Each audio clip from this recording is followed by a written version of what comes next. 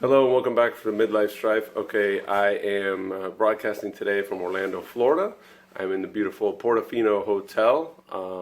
We are visiting Universal Studios and Islands of Adventure. I'm going to give you guys a brief tour, and later on in the video I'm going to give you some tips and tricks, some insight I've learned over the years of coming to the parks, and hopefully you guys can pick up a couple little things for your next trip. I'm going to give you a quick view outside of the hotel.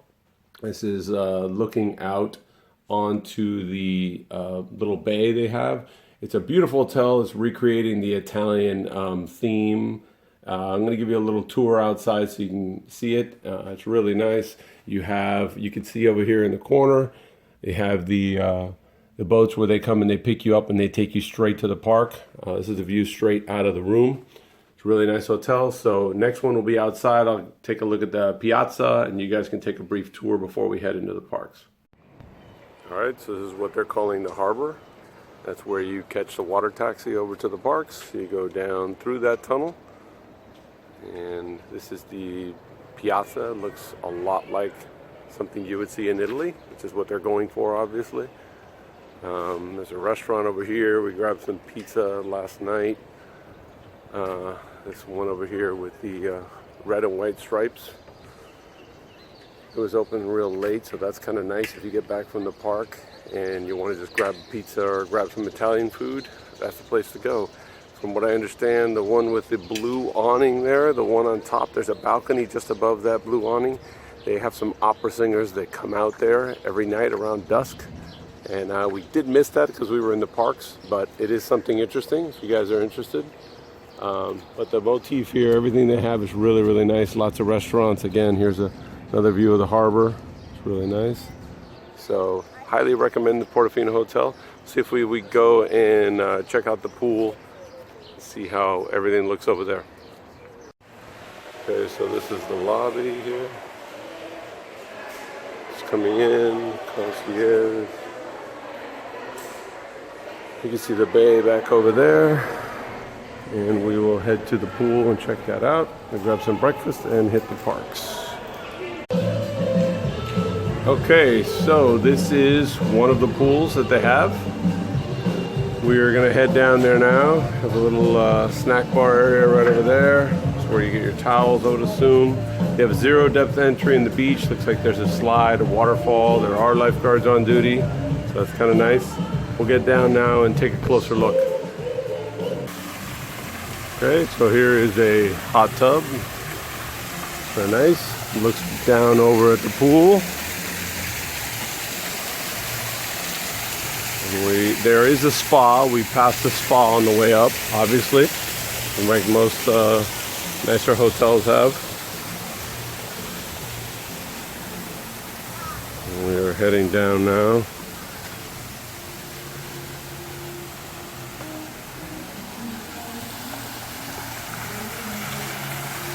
Take a look. They really did a nice job trying to get this ancient Italian / Roman motif going.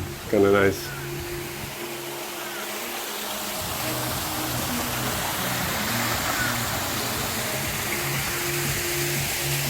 Little areas, little tables. There is some shade here. It's kind of nice. There are some cabanas. Another spa right in here. Some cabanas for rent. As I said, there are lifeguards on duty, so if you got little ones, it is nice. And that is all. We are headed to the park. As we were heading to the park, we ran across this one, which is great. So if you have real small toddlers, little wading pool over here. Looks like a small splash pad right over there, kids to play on and all that. It is enclosed, so it's nice and safe. Foam rubber flooring. You got a shower over here and deck, everything. So really, really nice place. Highly recommend it. And I'm going to get into the cost of the hotel versus staying in a more inexpensive hotel and the bang for your buck. And I'll explain that briefly.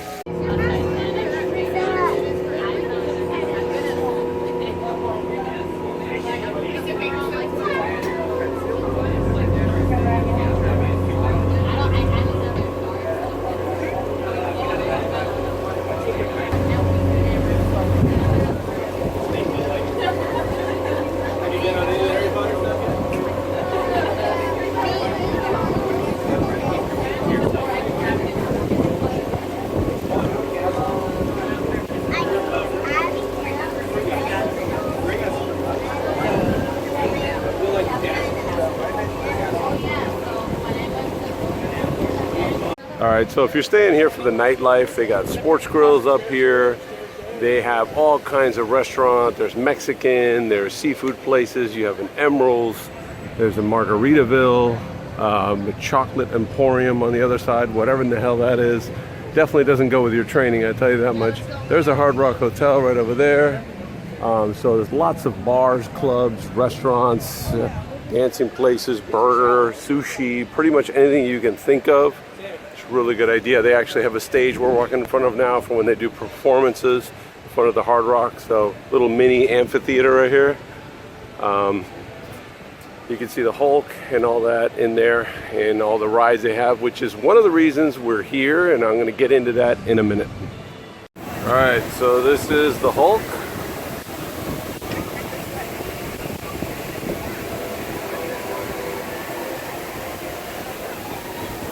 See here, should be shooting out very shortly over the water. That is a restaurant over there, by the way. I'll get back to you the name on that. Overrated. It has signs outside saying it's the #1 rated restaurant in theme parks in the world or whatever. It's average at best. I mean, and that's being generous. On a scale of 1 to 10, I would give it like a 3.5, 4. Maybe a 4. So don't believe the signage and all that stuff. It's not. I'm going to show you a much better place to eat. Tastes better, reasonable. All right, Hulk should be coming out. This is one of the main reasons I'm here. My son has made a breakthrough as far as what he's going to ride. He's always been afraid to ride coasters and all that kind of stuff, and sort of did this to him myself. And I'll get back to you more on that in a minute.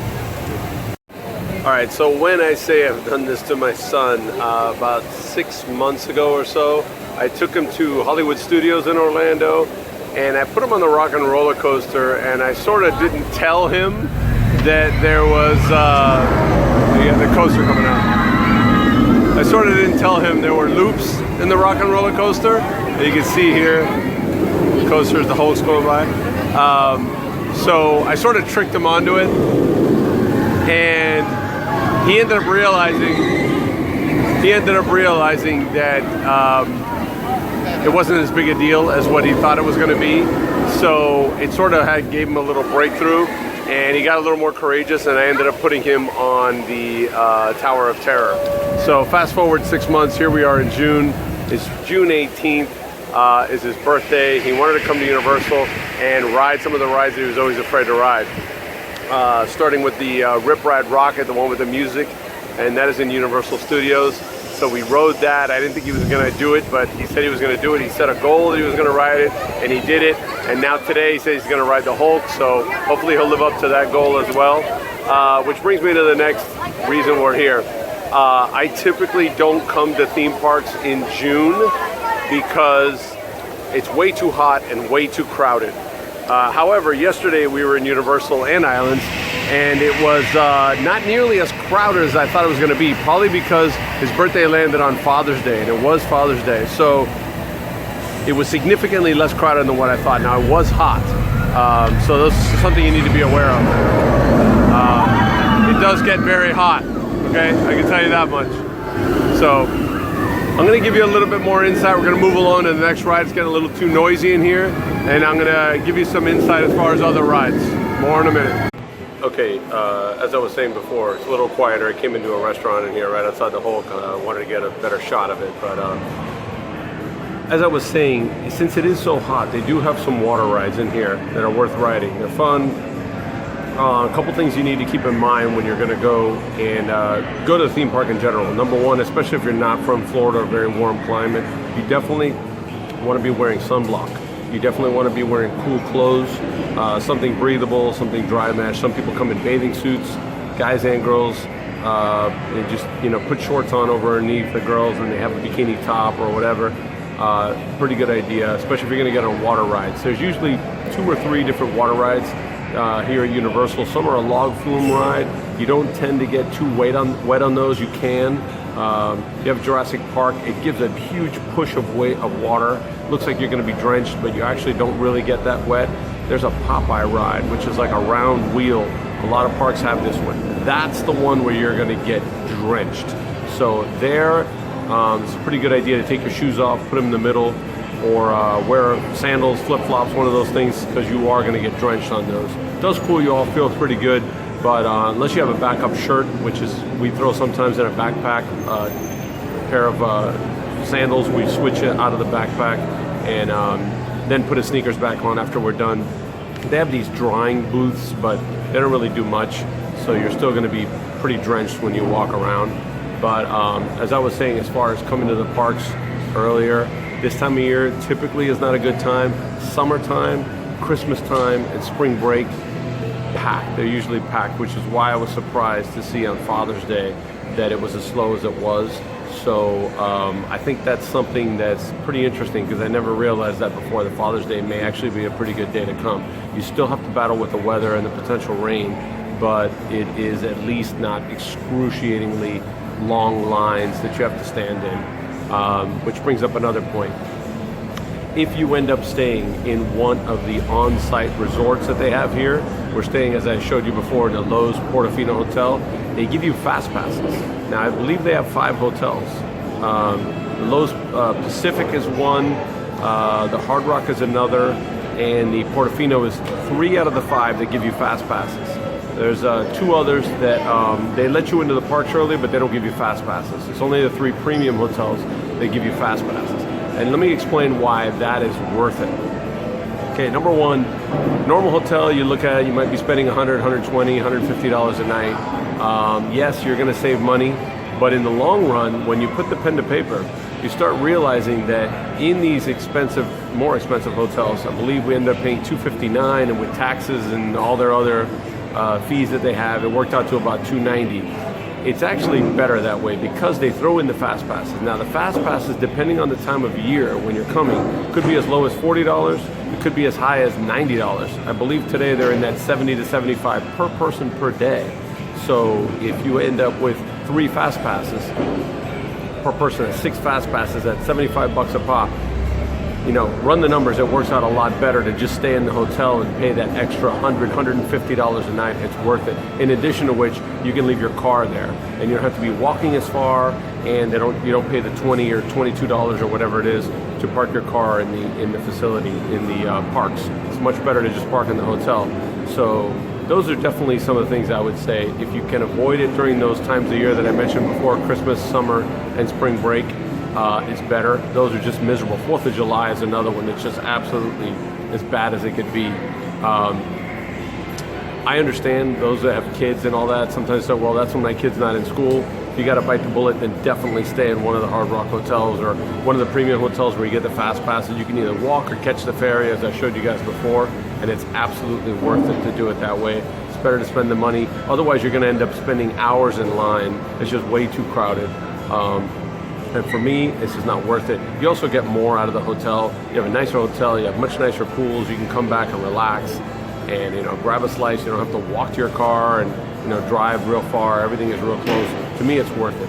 So I'm gonna continue taking a walk around and point out a couple more things that most people are unaware of, including there is a, not really hidden, but it's a Raptor encounter that they have in Universal, where you wait in a line that's kind of hidden. Most people may not see it there, and it's worth it because it's like a mechanical Raptor, and this is like human operated because this thing is able to tell where you are and where kids are. And I took my son there, and he wouldn't get within 5 or 6 feet of this thing. It's pretty funny, actually. So it comes up and it knows you're here, and it puts its head right between you, and it like looks at you. And this is definitely human operated. They don't charge you anything. There is about a 20-minute wait for it or so, which I've seen it a million times and never done it. It was totally worth it. It's pretty entertaining, and the people will videotape you with your own phone, so you don't have to worry about being charged fees for that. So little silly things like that to me make it worth it, and I'm going to point them out as we go along. So I'll see you. All right, so as you can see, it is fuller today. Yesterday was because it was Father's Day, I'm guessing, because it did not look anywhere near this busy. It's definitely busier today. So this is a pretty typical summer day, I would assume, which is one of the reasons I didn't want to come. As I was saying before, one of the main times I like to come is January and February. Number one, it doesn't tend to be as full, assuming you don't connect it to a Martin Luther King weekend or President's Day weekend. They can be a little fuller, but January and February is a much better time to come. It's way more comfortable as far as temperature is concerned.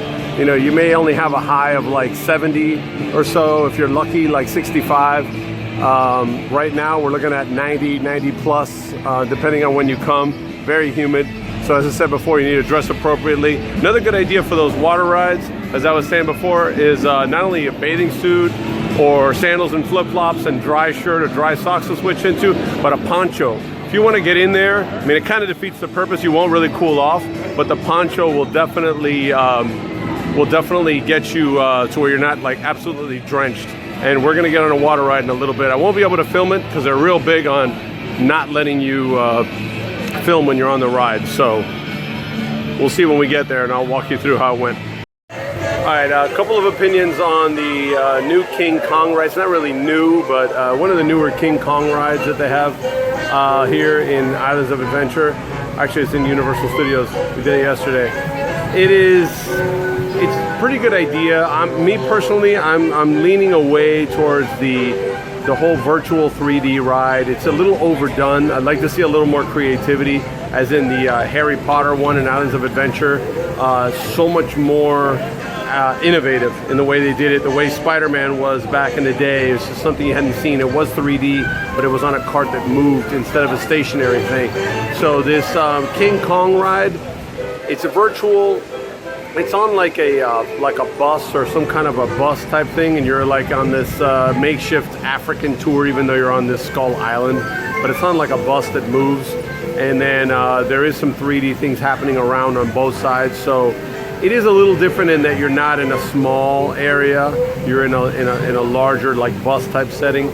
But it was okay. It wasn't too bad. It was a little better than I thought. I heard it was terrible, so I went in with low expectations. A little better than what I thought. It is short though. I would have hoped that it would have been a little bit longer. But anyway, it is what it is.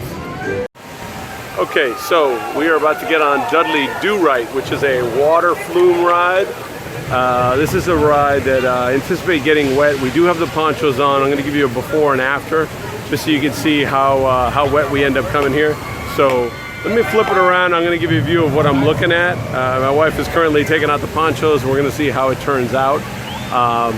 As I flip the camera around, I'm going to give you a different view. Okay, so there is a Dudley Do-Right. You should see a card coming out of there now. Take a look and see how it goes, see how wet we get as we go through all the water rides.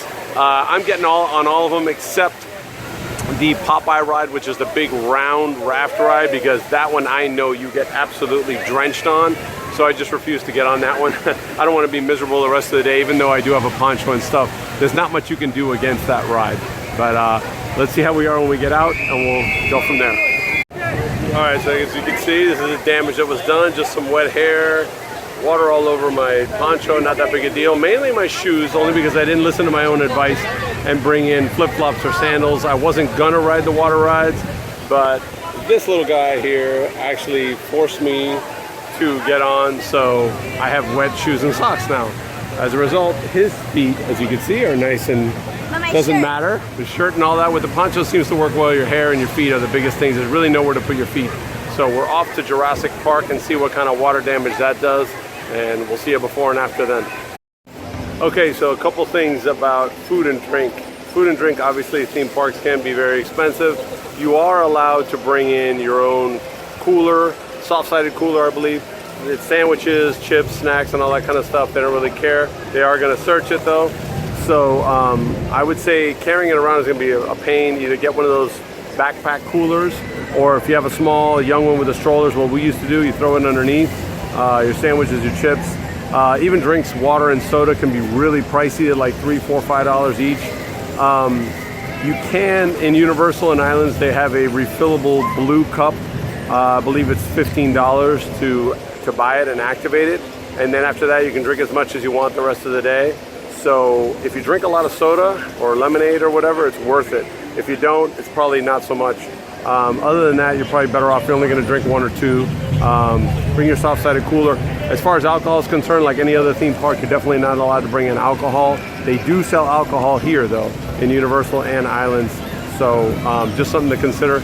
In the background is the Pterodon flyers. You can see it right back over there. Those tend to have a really long line.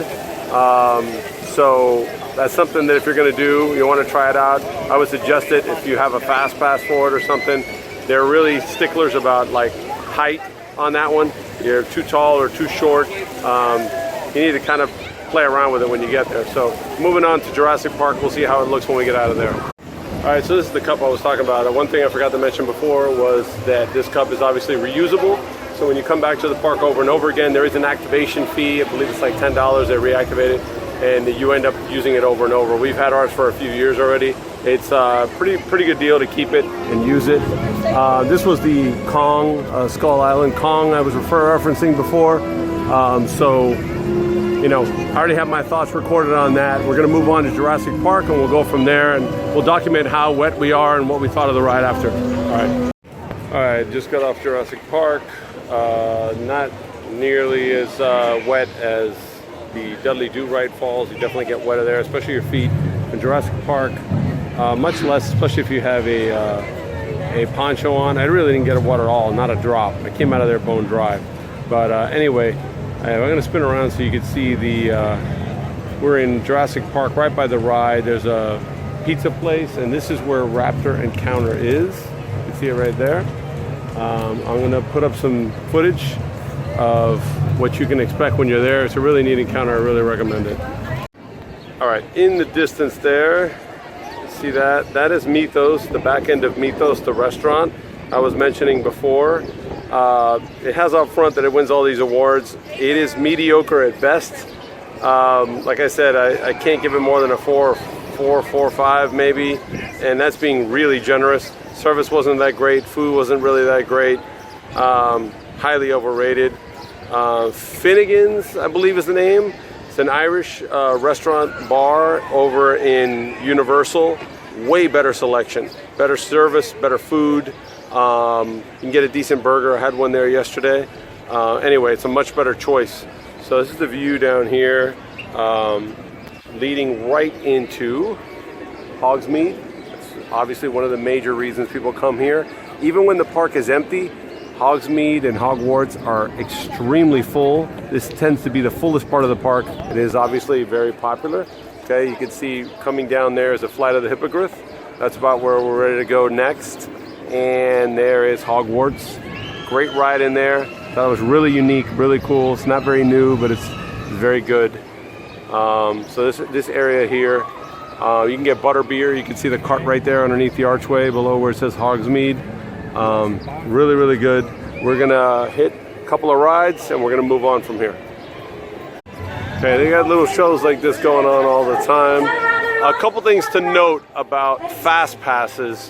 When you get a fast pass, it lets you on every single ride except the Harry Potter rides. There's 3 of them. One here in Hogwarts, one in the minecart ride in Universal, and the train that connects you to both parks.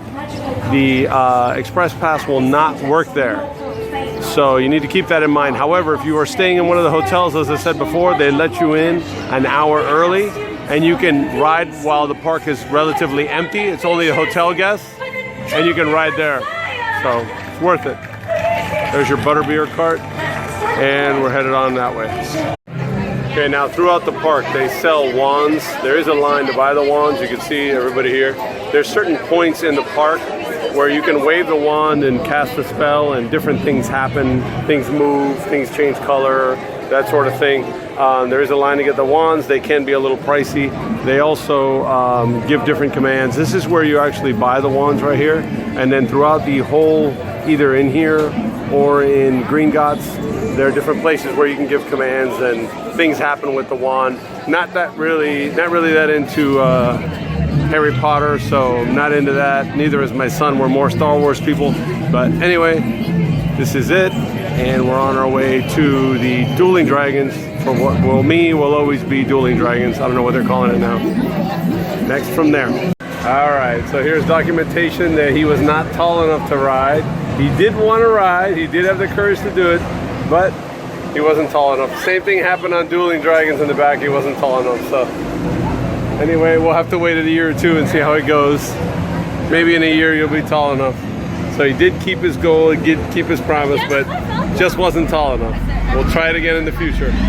Alright, so I said I wasn't going to ride the Popeye ride, the big round ride, but I ended up getting tricked into it by this little guy. Felt guilty because it was his birthday, so rode it 3 times. Had tidal waves of water drenching my shirt, my pants, my hat. I had a poncho on, stayed relatively dry on my shirt. My shorts though, even a poncho can't stop a wave coming in by where your butt is. After that we did the Dudley Do-Right one more time, so definitely got soaked. Anyway, it is what it is. Kind of trying to dry off. Gonna hit a couple more rides and we're out of here. Alright, so we are at Finnegan's, and this is in Universal, and it's right across the street from the Mummy. So again, it's right across from the Mummy in Universal, so if you're in either park, it's worth the walk. The food isn't anything out of this world, it's not gourmet or anything, but it is definitely better than anything else I've seen in the other theme parks. They got a full-on bar, they have live music playing, definitely a like festive atmosphere. If you look around, they got that Irish motif going on. Good food. You know, if you want to grab a burger, you want to grab some soup, salad, fish and chips, that kind of thing, it's absolutely worth it to check it out. Me personally, I would rather move from one park, which is what we did. We came from Islands over here to eat. It's probably one of the better places to come. Generally, when you're in a theme park, you get really junky food, and this is actually pretty decent for a theme park. So anyway, we're gonna eat up and we're trying to warm up. We were all wet after riding all those rides. It's now gloomy outside.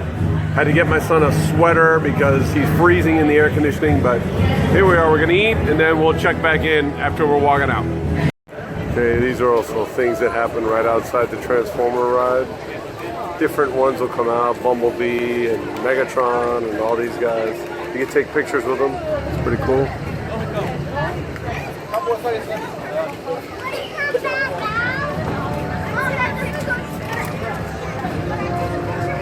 It's just one more thing they do. We got a little bit of a line right here for it, but it's kind of neat. Like I said, they come out like every so often and they're switching who's out there, which one and which Transformer it is. It's just one more thing they do. Okay, that pretty much wraps up our Lowes Portofino / Universal Studios / Islands of Adventure tour tips and tricks. Hope you guys found the video useful. If you did, go ahead and click the like button or click the subscribe button. It's greatly appreciated, and I will see you soon.